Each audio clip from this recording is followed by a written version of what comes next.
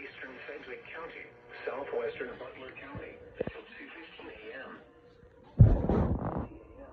Thunderstorm was located over Eastboro, or near Wichita, moving southeast at 20 miles per hour.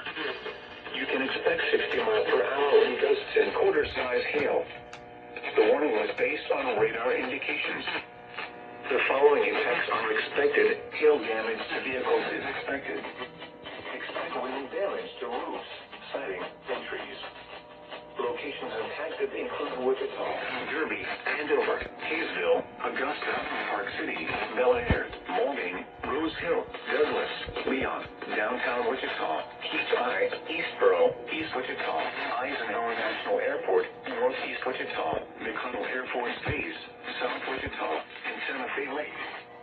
This includes the following highways: Interstate 135 between mile markers 0 and 14.